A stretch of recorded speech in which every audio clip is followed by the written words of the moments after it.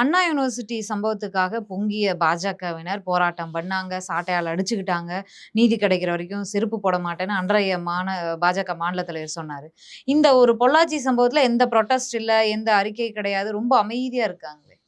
அது 2யும் ஒப்பிடுகிறார்கள் பல பேர்.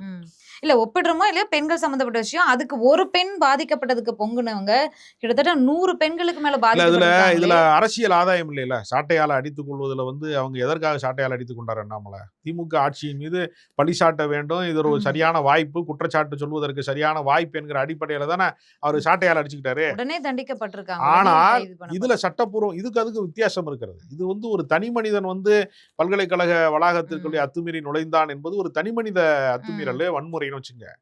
பாலியல் வன்முறைனா இது கூட்டு பாலியல் வன்புணர்வு, கேங் ரேப்பா நடந்திருக்கு. ரெண்டையும் நம்ம ஒப்பிட முடியாது. அதற்கு பின்னால் அதிகார மையம் செயல்பட்டு இதுல யாரு குற்றவாளியை பாதுகாக்கல. பொள்ளாச்சி சம்பவத்துல குற்றவாளியை பாதுகாப்பதற்கு அந்த அரசு முயற்சி செஞ்சிருக்கு. இதுல அப்படி கிடையாது. சம்பந்தப்பட்டவர்களை யார் அந்த பெண் புகார் அளித்தார்களோ அவர் மாவு கட்டோட சிறைக்கு போயிட்டாரு. வழக்கு விசாரணை துரிதமா நடந்து கொண்டிருக்கிறது. அதனால ரெண்டையும் ஒப்பிட முடியாது.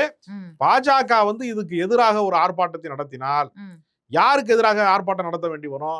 கூட்டணி கட்சி அதிமுகவுக்கு எதிராகத்தான் கூட்டணி நடத்த வேண்டும். அதனால அவங்களை பொறுத்தவரையில நம்ம செய்யாத குற்றமா? பில்கிஸ் பானுக்கு கூட்டு பாலியல் வன்புணர்வு குற்றத்தை செஞ்சிருக்கான். ஆசிபாவை வன்புணர்வு செஞ்சு கொலை செஞ்சிருக்கான். நம்ம கட்சிக்கு பேரே பாரதிய ஜனதா கட்சி என்பது அல்ல, பாலியல் ஜல்சா கட்சி என்று சொல்லக்கூடிய அளவுக்கு மல்யுத்த வீராங்கனைகளுக்கு பாலியல் தொந்தரவுகள் கொடுத்து எல்லா குற்றவாளிகளையும் பாதுகாப்பதற்கான ஒரு இடமாக, சரணாலயமாக, பறவைகளின் சரணாலயத்தை பார்த்திருப்போம், குற்றவாளிகளின் சரணாலயமாக பாஜக திகழ்கிறது. எனவே பாஜக எதிர்கட்சிக்காரனுக்கு மட்டும் எப்படி ரைடு போடுறானோ அது மாதிரிதான் விசாரணை என்று வருகிற போது நீதியின் பக்கம் அவர்கள் ஒரு நாளும் நிற்க மாட்டார்கள்.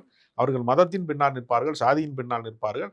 இப்பொழுது அவர்கள் என்னன்னா ஒரு அரசியல் கட்சியின் கூட்டணிக்கு பின்னால் நின்று கொண்டு குற்றவாளிகளுக்கு எதிராக ஒரு முணுமுணுப்பை கூட சொல்வதற்கு அவர்கள் தயாராக